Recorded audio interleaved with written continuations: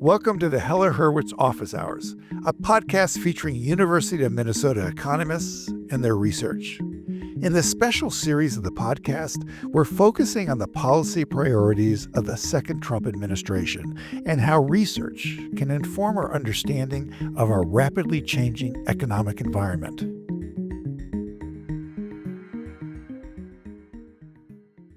Consumer frustration with high inflation after the pandemic was a big factor in the presidential election. The Federal Reserve's main tool to combat this inflation was higher interest rates, otherwise known as tightening monetary policy. While this approach has brought down inflation from historic highs of 2022, it still hasn't hit their target rate of 2%. In this conversation, economist VV Chari will share his perspective on what we've learned about monetary policy from the recent experience with inflation. We'll also explore the implication of President Trump's embrace of tariffs for inflationary pressures, or not.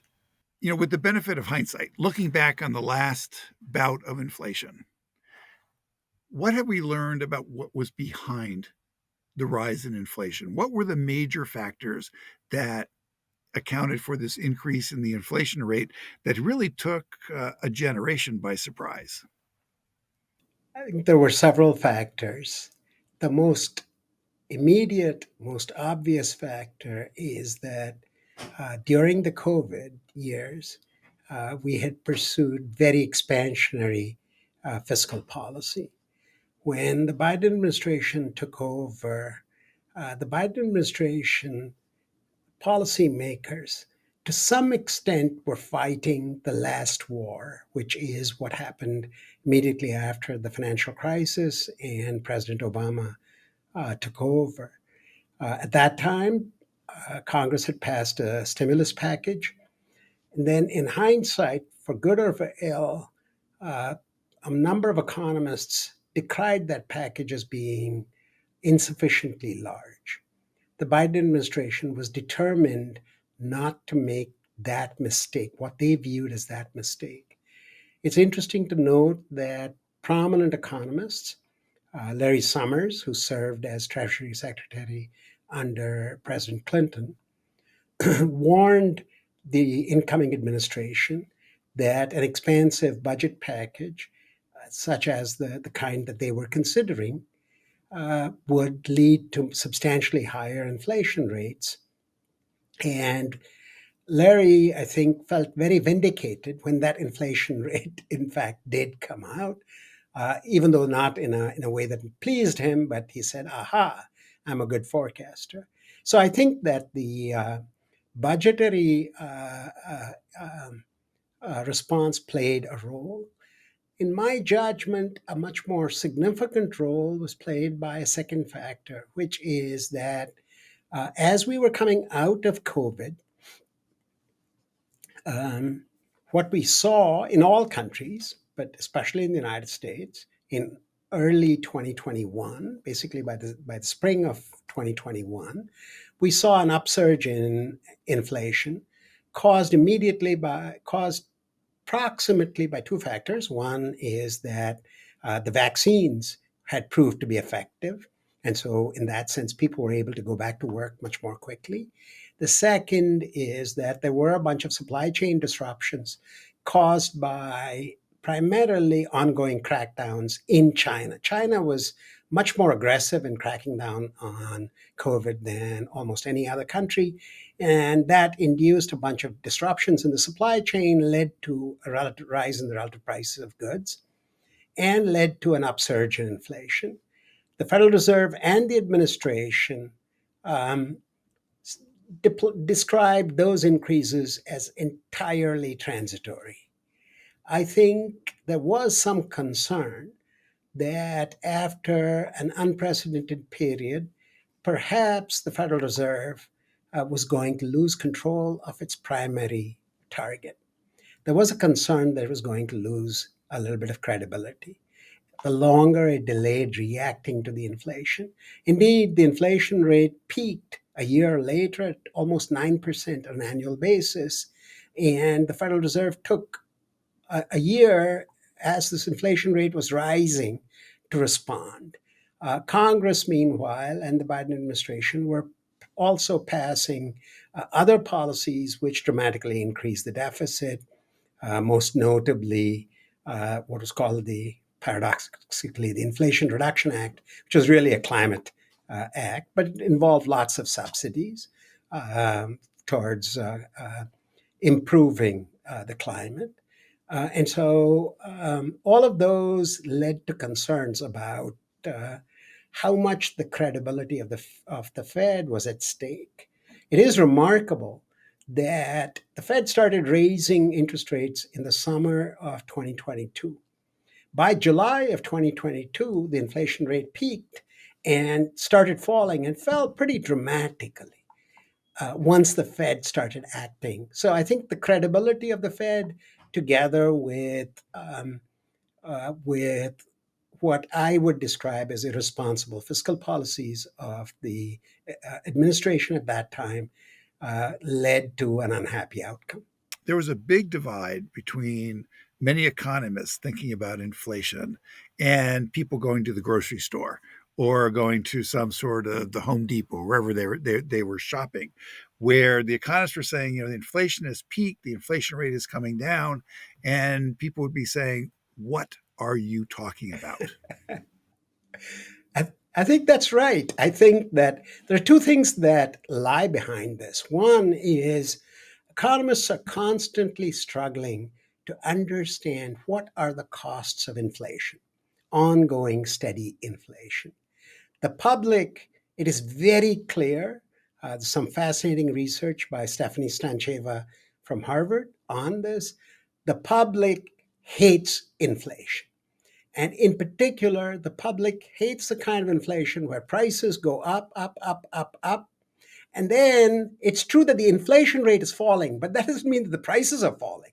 The prices keep going up, though at a more moderate pace.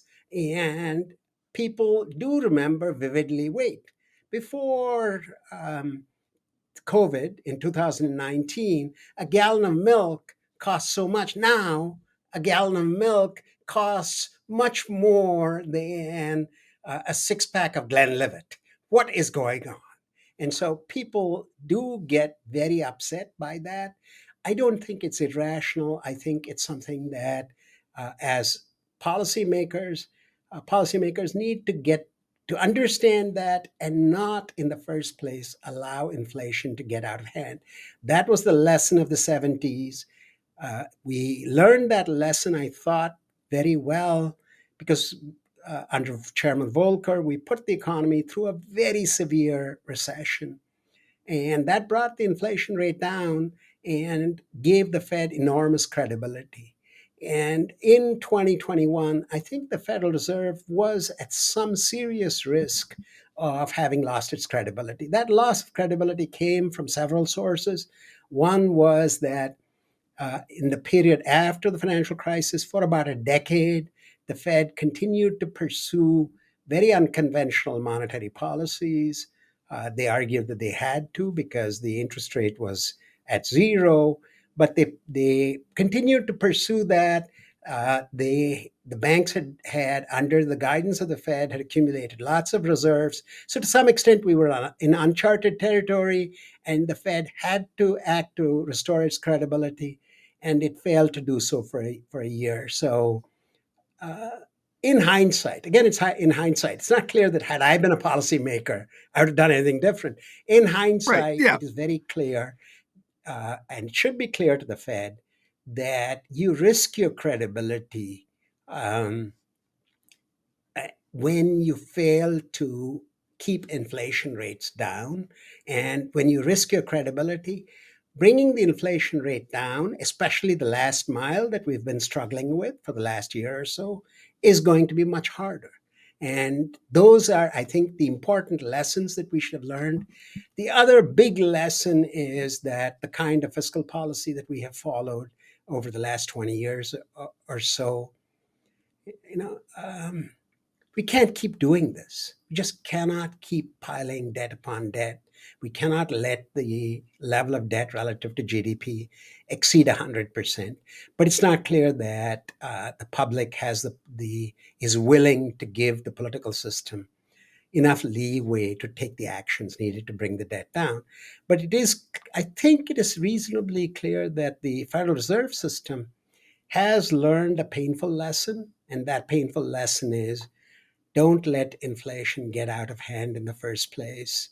Be very wary and be very vigilant. And one of the things about looking back at inflation, there's, as you say, criticism of the Fed and what they did, but it was global. Yes. And so you have other central banks doing what other central banks were doing. So something was going on globally. Yeah. So I think that the things that were going on globally uh, are um, uh, are the following. First, as I said, there were significant supply chain disruptions which affected supply chains globally, which led to an increase in the price of goods relative to services.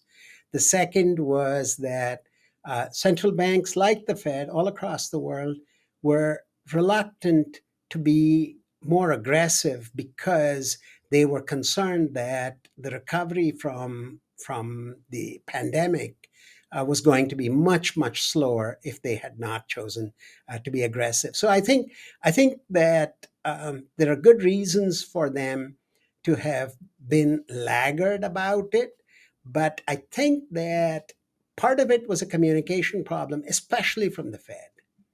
Had they said not the words transitory, which turned out to be a disastrous choice of terminology, but rather, look, if we stamp on the brakes, that is likely to make the recovery extraordinarily weaker. And so, therefore, we are taking these actions knowing that's going to have an unpleasant side effect, but it's a medicine that we need to take. I think that's a message that would not have damaged their credibility quite so much. So I think communication is really important. I think to some extent the Fed has learned uh, that message one, as far as the Federal Reserve is concerned, is we will under no circumstances let inflation go out of control. If inflation goes up, it's not because it's transitory, it goes up because the consequence of taking other actions would be very severe, and we are trying to balance it the best way we can. And using words like transitory, which Chairman Powell subsequently acknowledged was an extraordinarily unfortunate choice of terminology, um, did not help their credibility. Nevertheless, I think they did learn their lesson by 2022, and they did take very aggressive actions. And it's clear that the big war fought by Chairman Volcker in the early 80s, has given the Fed, and by extension, a lot of central banks, a big reservoir of credibility that they still possess. When they say we're not going to let inflation get out of control, we're going to get back to the target, to a substantial extent, the markets still do believe them. But there was a period of, I'd say, 6 to 8 months in 2021 and 2022 when uncertainty in the markets about the Fed's commitment to long term stability and inflation was somewhat at question. So this gets to another one of the lessons that I'm really curious about. And you mentioned Larry Summers earlier, and not to pick on Larry. And the only thing Larry Summers did was he put actually some numbers on his forecast. Where, if I remember right, we'd have to have 10% unemployment over a year or two in order to bring the inflation rate down, or 5 to 6% unemployment over 5 years if we wanted to bring the inflation rate down.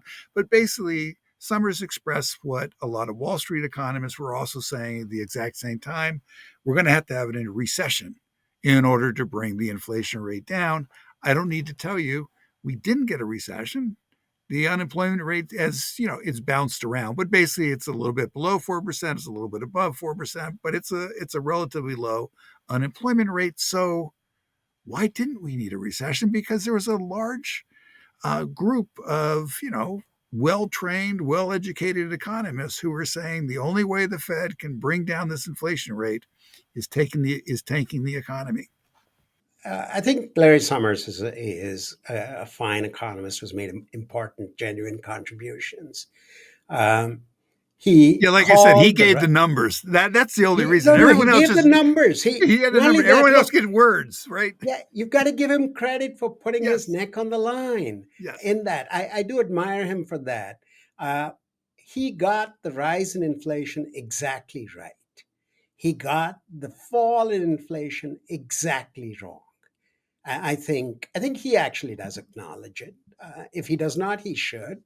And he got the fall in inflation exactly wrong because my one big quarrel with Larry Summers over the years is I really do think that the credibility of the Federal Reserve System, the credibility of those policymakers, and their willingness to do what it takes to keep inflation rates low is central to this story. And Larry Summers is much more skeptical about that view of the world. So he doesn't think that the Fed has credibility. I, on the other hand, think that the actions of the early 80s gave policymakers in the Federal Reserve a huge reservoir, which they had to exploit, and they did. That reservoir was a reservoir that said, look, we are determined to ensure that inflation will not get out of control. We made some mistakes in 2021 and 2022. We will stop making those mistakes. And had Volcker not taken those actions in the early 80s, I think we would have been in for a substantially higher bout of inflation, which in turn could be cured only by a rise in unemployment. And I think Tom Sargent, a Nobel laureate associated for a long time with the University of Minnesota, has made this point repeatedly, and he has example after example where Tom demonstrates that when governments and policymakers display the necessary will to bring inflation down, inflation falls and at relatively minimal cost. Even in the United States, there was a big inflation after World War II. There was a threatened huge spike in inflation during the Korean War, at which point the Federal Reserve and the Treasury parted ways, and the Federal Reserve recommitted itself to keeping inflation low. And we had a fairly fast fall in inflation without any recession because the Federal Reserve had that credibility. What happened in the 70s, um, perhaps Chairman Burns had a role to play in this, is that every time inflation in the 70s showed any signs of falling, they declared victory and switched to an expansionary monetary policy. And they lost a lot of credibility, and the inflation rates kept, they'd go up, come back down, go up, come back down, go up again, because they're switching to an expansionary policy until Chairman Volcker stepped in and said, stop, I'm not going to do this. And even though the Reagan administration criticized him, by and large, they were supportive of that idea. You got to remember at that time, the unemployment rate rose to levels that we had never seen in the post war era. And the Federal Reserve stuck to its guns.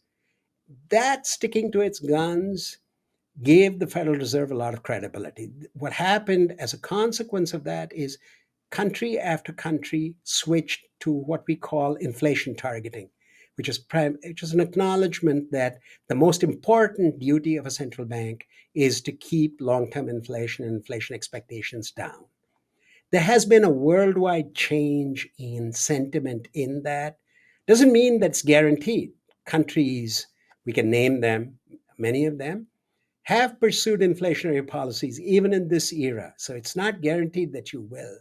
But as long as you display the will and you're backed by the political system to get the inflation rate down, I think the Federal Reserve does have the power to ensure that inflation doesn't take off.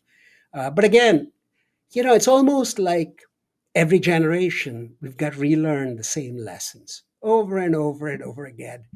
I wish people would spend more time reading history books, in addition to doing algebra and calculus and everything else, of course. So is this where the 2% target inflation rate plays a role? Because why not 3%? Why not 1%? But we do have this 2%. And I remember during the during the inflation, and there's some very credible, prestigious economists were arguing, look, there's nothing magical about 2%. Let's make it 4% and declare Right. victory. So one of the academic leaders in who led the charge towards inflation targeting was Ben Bernanke. And Ben and others played a very important role in spreading this gospel all across the world.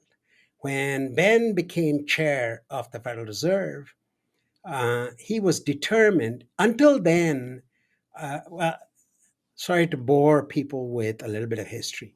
The History Federal is always Reserve, good. under the Federal Reserve Act and then the Humphrey Hawkins Act, has a mandate to pursue maximum employment and price stability, both left vague.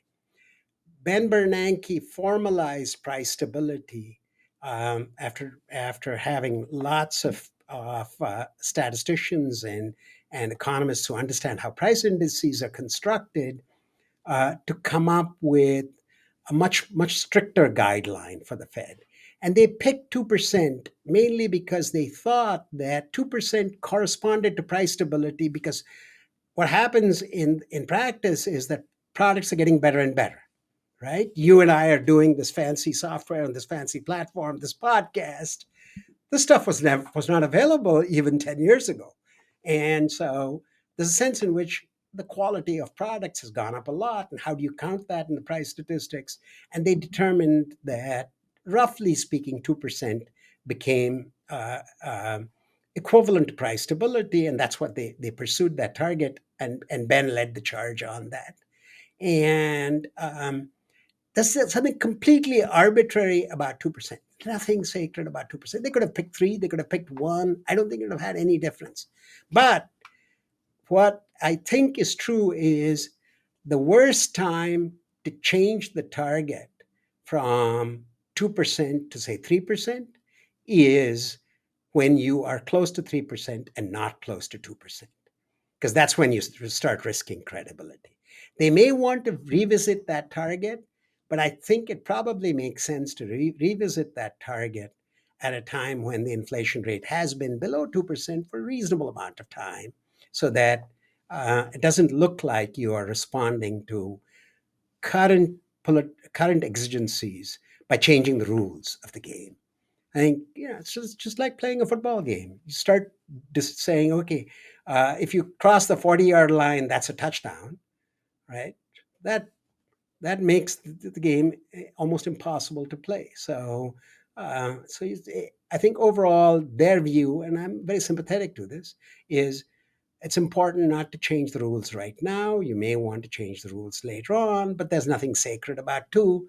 But once two has been established, then it's also not a good idea to deviate very quickly from two. So, speaking of the rules of the game, I want to now look ahead with the lessons that we have about the past and inflation and bring in tariffs and tariffs tax on imports. And, we know that we've had broad-based rise in tariffs. We've had pauses. We've had reductions in the tariff rates on China. We've had tariffs go up on steel, but we've had loopholes for various products. So recognizing that the whole tariff discussion, the specifics may change, but we have moved into a regime with the Trump administration where tariffs are playing a much bigger role in our economy, just even the 10% broad-based tariff that's there. So how do you look at tariffs? Are tariffs inflationary? Are tariffs just, not just, but are tariffs just, a one-time rise in price and then you have no inflation? I mean, you just kind of make a bump up in price. How do you think about tariffs and the price level? I think the answer is that the effect of tariffs on inflation depends very much on how the Fed acts in response to these tariffs. The imposing tariffs of the kind that the administration is contemplating, once, if all of their current pauses expire, they're talking about tariffs that far exceed anything that the United States has seen, even during the 19th century. Those tariffs, in all likelihood, will lead um, to a pretty sharp decline in output. Whether it's you're going to call it a recession or not, I don't know. I think a much better description is that those kinds of tariffs are most likely to do to the US economy what Brexit to some extent has done to the UK economy. Instead of growing at 2%, you're going to grow at 0.5%. Over 2 years, 3 years, 4 years, 5 years, doesn't really matter. Over 10 years, you start noticing it. And so I think that this is going to impoverish us as a nation, but it's going to be a slow process. If the Federal Reserve understands that, then what it will do is it'll lead to a one-time jump in the price level. It will not lead to sustained inflation. If the Federal Reserve sees this slowing of output and perhaps an occasional recession as something that it has to respond to, then we start losing control of inflation. So it's very much depends on what inflation depends very much on what the Federal Reserve does in terms of the economy, the effects on the economy. I think that's almost in quantitatively 90% of that is left up to the administration, and whatever madness they're going to pursue, we're going to have to live with the consequences of that. Just elaborate a little more because I've also read Wall Street research that says, look, everyone's worried about inflation and there's going to be a price bump. But really, what this is disinflationary. And I think that's because of the output decline. What you're describing is you go from 3% or 2.5% to 0.5% over a longer period of time. We just have a less robust economy. So if the Fed isn't monetizing it, you don't get you don't get a whole lot of economic activity, but maybe you don't get higher prices either. I think there's a lot of merit to that view. That's why I say that as far as the economy is concerned, especially over a 5 year or 10 year term, what happens to the real economy is not going to be that affected by Federal Reserve policy. That's going to be affected by tariffs and other economic policies that the administration is going to pursue. As far as inflation is concerned, that baby is almost entirely in the lap of the Fed. So, how does the Fed react? And I'm not sure. I mean, I, I think that the Fed sees the likelihood of high tariffs leading perhaps to a short, sharp recession. But what I'm worried about is uh, I, historical experience suggests that that's not how tariffs operate. The way tariffs operate is that they make the economy slowly over time less able to adapt to changes in technology. Less entrepreneurs are not going to adopt new changes in technology because they don't feel the competitive pressures. Look, we don't have to go very far. I still remember the automobiles we used to produce in the 70s, right? Okay. Yeah. And we just turned all of that around. And it's not just the big three in the US. Toyota came in and set up plants, BMW did that. The automobiles we drive now are so much better, so much safer, so equipped with technology. And a lot of that is just because of competition. People are competing with each other. What tariffs do is they slow down and eliminate that competition. And Samuel Johnson, the great philosopher, said that nothing concentrates the mind as much as the prospect of hanging, and nothing concentrates the mind of a business person as much as the prospect of bankruptcy. And I think that is what it's an unfortunate thing to say, but it is true. Competitive pressures are what keep businesses active, alive, progressing, innovating. You take away those competitive pressures and sluggishness sets in. Perhaps it's a little bit depressing, but I do want to end on an optimistic note. This country has seen incredible ups and downs over 250 years, but we've come through it all.